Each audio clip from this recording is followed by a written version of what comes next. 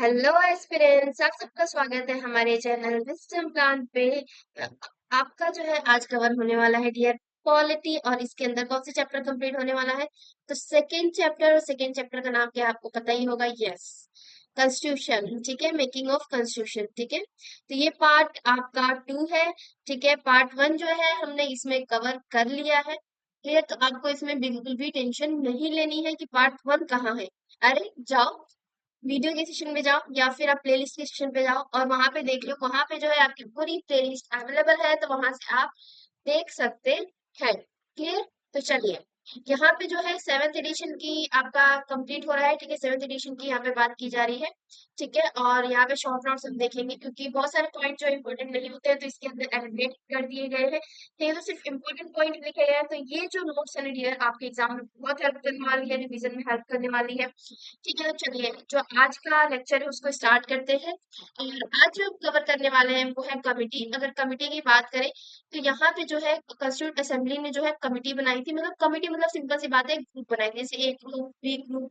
ठीक है, अब ए ग्रुप को काम दिया है कि जैसे उनको कॉन्स्टिट्यूशन बनाना है, और बी काम दिया है कि इनको लॉ देखना है। ठीक है, प्रॉपर है कि नहीं है, मतलब इन्होंने विजन की थी और ग्रुप अलग अलग ग्रुप को अलग अलग टास्क दिया था। ठीक है, जिसको आप कमिटी कहते हैं। क्लियर? अगर यहाँ पे बात करें कमिटी की तो यहाँ पे मेजर, ठीक है, एंड माइनर।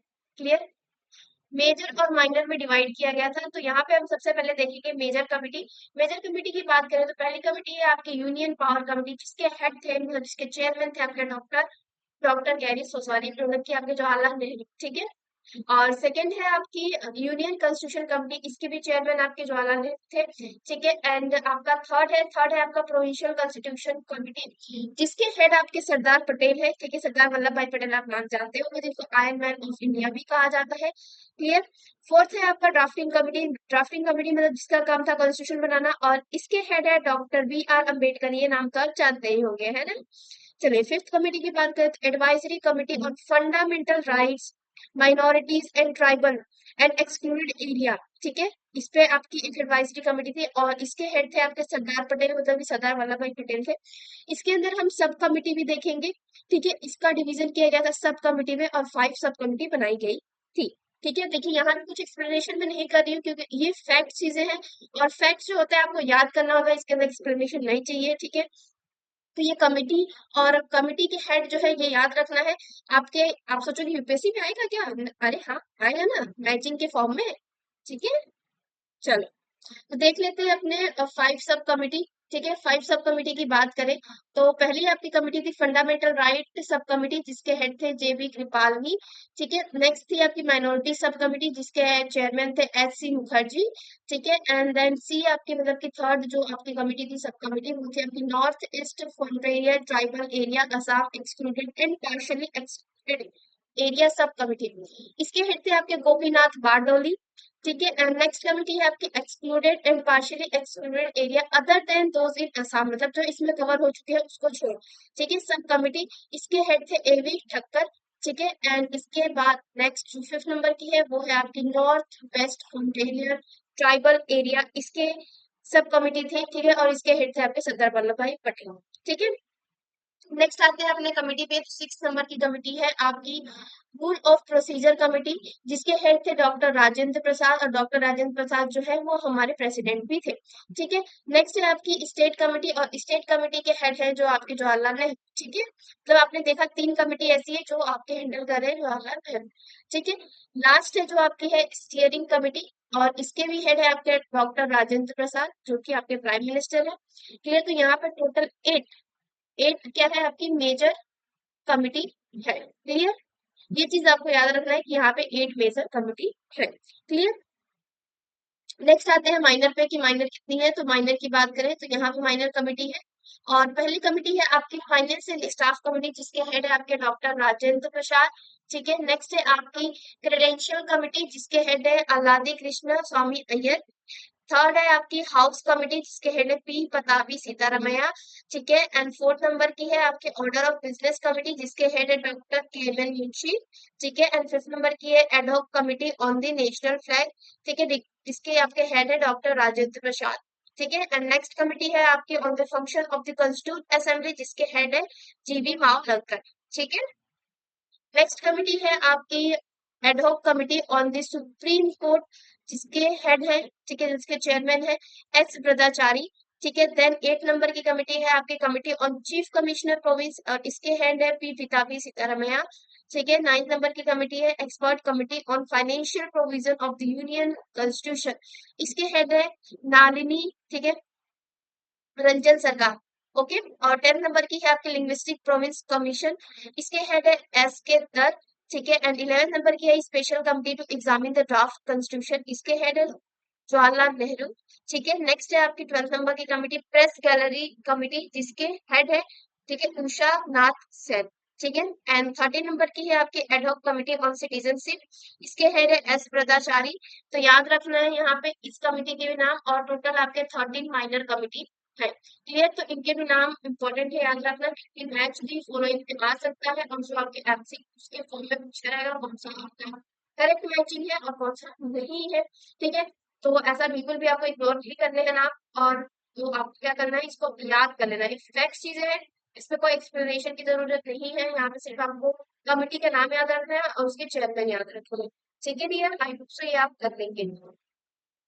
नेक्स्ट आते हैं अपने ड्राफ्टिंग कमेटी पे, और ड्राफ्टिंग कमेटी जो है ना डियर, ये जो कमेटी है ना, ये बनाई गई थी जिसका काम था सिर्फ इतना करना कि कॉन्स्टिट्यूशन बना के, ठीक है, क्लियर। तो जो आप आज कॉन्स्टिट्यूशन देखते हो, ठीक है, वो किसकी देन है, तो ये कॉन्स्टिट्यूंट असेंबली की देन, ठीक है। और उसके अंदर एक कमिटी थी ड्राफ्टिंग कमिटी, उसकी देन है, ठीक है। चलिए अगर ड्राफ्टिंग कमिटी की बात करें तो इसको सेटअप किया गया था अगस्त 29 1947 को, और इसके हेड कौन होंगे आपको पता है, yes doctor B R Ambedkar, आपने सही गेस किया, ठीक है। तो यहाँ पे टोटल 7 मेंबर थे, और पहले थे आपके जो है आपके डॉक्टर बी आर अम्बेडकर, जो कि चेयरमैन थे।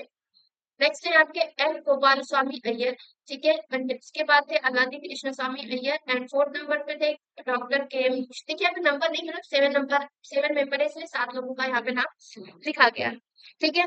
5th नंबर पे थे आपके सैयद मोहम्मद शाहदुल्ला, ठीक है। एंड नेक्स्ट 6th नंबर पे थे आपके एन माधव रॉय, ठीक है, जिसका रिप्लेसमेंट किया गया था पीएल मित्तर से, क्योंकि इनकी जो थी तबीयत खराब थी, ठीक है। फिर 7 नंबर पे थे आपके टीपी कृष्णमाचारी, इनका भी रिप्लेसमेंट किया गया था, क्योंकि टीपी खेतन जो थे ये थे और उनकी डेथ हो चुकी थी, इसीलिए इनको टीडी कृष्णमाचारी को क्या किया गया, इनको किया गया, ठीक है, क्लियर।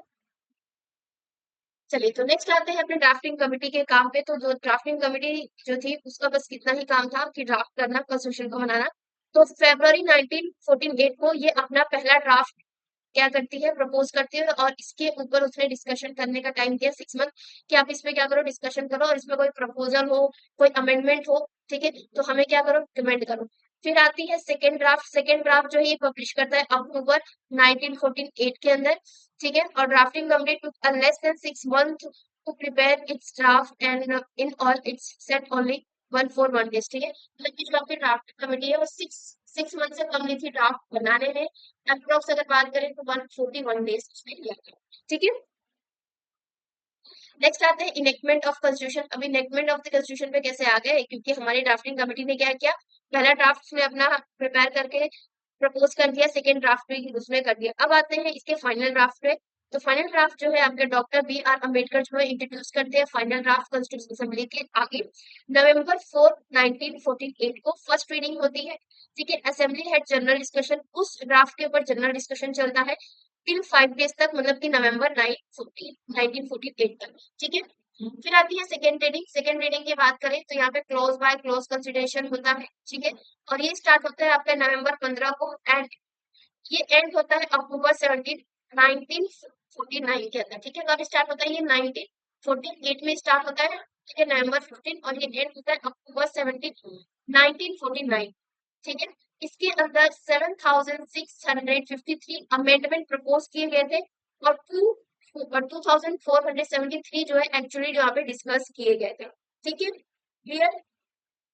नेक्स्ट आते हैं अपने थर्ड रीडिंग पे। अगर थर्ड रीडिंग की बात करें, जब थर्ड रीडिंग स्टार्ट होने वाली थी, ठीक है, जो कि स्टार्ट हुई थी नवंबर 14 1949 को, इस दिन जो है आपका doctor B R Ambedkar ji कहते हैं कि एक मोशन पास करते हैं, बोलते हैं कि कॉन्स्टिट्यूशन एज सेंटर बाय द असेंबली में पास, मतलब कि जितना भी कॉन्स्टिट्यूशन अभी कॉन्स्टिट्यूंट असेंबली ने बना दिया है उसको हमें पास कर देना चाहिए, मतलब लागू कर देना चाहिए। बाकी का हम बना रहे हैं, बाकी हम उसको बनाते रहेंगे, पर जितना बन चुका है उसको कम से कम पास कर दो, ठीक है, उसको लागू कर दो, ऐसा करना चाहिए, ठीक है। इनका जो मोशन है डियर वो पास हो जाता है, और पास होता है इनका मोशन किस दिन, 26 नवंबर 1949 को। और आपको ये डेट इम्पोर्टेंस क्या है, ठीक है। अरे 26 नवंबर को हम कॉन्स्टिट्यूशन डे मनाते हैं, क्यों मनाते हैं, क्योंकि इस दिन जो है हमने अपने कॉन्स्टिट्यूशन को अडॉप्ट कर दिया था, ठीक है, जो कि डॉक्टर बी आर अम्बेडकर ने मोशन पास करने को कहा, ठीक है। तो यहाँ पे टोटल अगर मेंबर की बात करें तो 299 मेंबर थे असेंबली के अंदर, और जिस दिन आपका अडॉप्टेशन था कॉन्स्टिट्यूशन का उस दिन 284 लोग प्रेजेंट थे, और 284 लोगों ने साइन किया, और साइन करने के बाद हमने अपने कॉन्स्टिट्यूशन को अडॉप्ट कर दिया, ठीक है। तो नवंबर 26 1949 को हमारा कॉन्स्टिट्यूशन को हम अडॉप्ट कर लेते हैं, और प्रियम्बल प्लस आर्टिकल और प्लस 8 शेड्यूल थी, ठीक है। मतलब अगर कोई पूछे कि प्रियम्बल क्या इनिशियली नहीं था, नहीं, गलत आंसर है। प्रियम्बल हमारा इनिशियली था, ठीक है, स्टार्टिंग से हमारा प्रियम्बल है, ठीक है। प्रियम्बल है 395 आर्टिकल है और 8 शेड्यूल, क्लियर। चलिए फिर द रिमेनिंग प्रोविजन, मतलब कि जो रिमेनिंग प्रोविजन थे हमने क्या करा, जितना बच गया उतना पास कर दो, बाकी का जो बन रहा है उसको अभी रह लेते, ठीक है। तो जो बाकी का रह चुका था उसको जो है कॉन्स्टिट्यूशन असेंबली ने 26 जनवरी 1950 को इन्फोर्स किया, मतलब लागू किया, ठीक है। इसीलिए जो है ना अब 26 जनवरी को हम डे ऑफ कमेंसमेंट कहते हैं, ठीक है, और जिसको हम as a Republic Day celebrate करते हैं, और आपको पता है अभी तो रिपब्लिक डे गया ही है, ठीक है, क्लियर।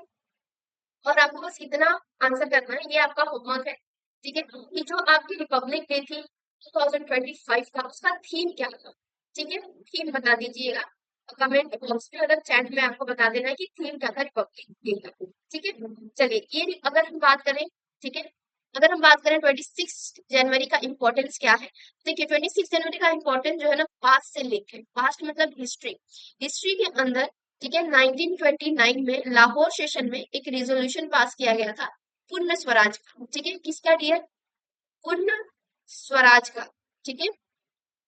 पूर्ण स्वराज मतलब कि फुली इंडिपेंडेंट, ठीक है, इसको हमने आईएनसी, ठीक है, इंडियन नेशनल कांग्रेस ने लाहौर सेशन में इसको पास किया इस रिजोल्यूशन को, और उसने क्या किया 26 जनवरी, ठीक है, 1930 के अंदर स्टेज पे आके मतलब लोगों के सामने आके बोला कि अब जो है हम 26 जनवरी को आजादी मनाएंगे, हम आजाद, ठीक है, क्लियर, क्लियर। इसीलिए जो है आपका 26 जनवरी का इम्पोर्टेंस यही है कि हमने जो है पास्ट में इसको इंडिपेंडेंस डे के दिन मनाते थे, इसीलिए इसका इम्पोर्टेंस के लिए हमने जो है अपने बाकी के प्रोविजन थे हमने किस दिन लागू किए थे, 26 जनवरी 1915 को लागू किए थे, ठीक है, जिससे हमारा हिस्ट्री का इम्पोर्टेंस भी बना रहे, ठीक है, क्लियर। तो ये आपका इम्पोर्टेंस है कि 26 जनवरी का हम क्यों जो है इन्फोर्समेंट डे मनाते हैं, क्यों हमने ये दिन चुना, यही इसका आंसर है, क्लियर। तो यहाँ पे जो है आज का लेक्चर हमारा कंप्लीट होता है, ठीक है, और अभी भी टॉपिक बाकी है, ऐसा बिल्कुल भी एक टॉपिक बाकी नहीं है, देख ये जो है expert committee of the Congress जो है ये बाकी है, ठीक है। अभी बहुत सारे आपके हिंदी में जो आपके कॉन्स्टिट्यूशन था उसका आपका अमेंडमेंट बाकी है, ठीक है। अभी कुछ फैक्ट चीजें बाकी है, ठीक है, क्लियर, फैक्ट चीजें बाकी है, तो वो चीजें जो है हम नेक्स्ट थर्ड पार्ट में कवर करेंगे, क्योंकि ये वीडियो लेंथी हो जाएगा। तो मुझे पता है कि आप भी स्टूडेंट है और मैं भी एक टाइम पे स्टूडेंट थी, तो बहुत बोरिंग लगता था अगर 1 घंटे या फिर 2 घंटे का लेक्चर हो तो, ठीक है, इसलिए हम ट्राई करते हैं कि 30 मिनट का ही आपका लेक्चर हो, जिससे आप क्या बोर भी ना इंटरेस्ट भी रखो, ठीक है। तो ये सब है अभी आपके जो हम नेक्स्ट में कवर करेंगे, ठीक है, जैसे कि आप देख सकते हैं सिक्योरिटी, ठीक है, जैसे कि यहाँ पे क्रिटिसिज्म भी है कॉन्स्टिट्यूशन असेंबली की, तो ये जो है हम नेक्स्ट पार्ट में कवर करने वाले हैं, क्लियर। तो पहले क्या करना है, नेक्स्ट पार्ट आप कैसे देखोगे, और ये पार्ट आपको देखने के बाद क्या करना है डियर, तो सब्सक्राइब कर लेना है, ठीक है, इस चैनल को सब्सक्राइब कर लेना है, अपने दोस्तों के साथ शेयर करना है, और इसी से जुड़ जाना है, तभी थर्ड पार्ट को आप देख पाओगे, ठीक है। और टेलीग्राम पे भी आप ज्वाइन कर सकते हो, यही नाम है स्टम कार्ड, आप सर्च कर सकते हो, या फिर बायो में जाके आप लिंक दी गई है वहां से ज्वाइन कर सकते हो, ठीक है। तो ऐसे ही स्टडी के लिए आप हमारे चैनल को ज्वाइन कर रही हो, हमारे साथ बने रहिए, ठीक है। तब तक अपना ध्यान रखिए, पढ़ाई करते रहिए, टाटा, बाय।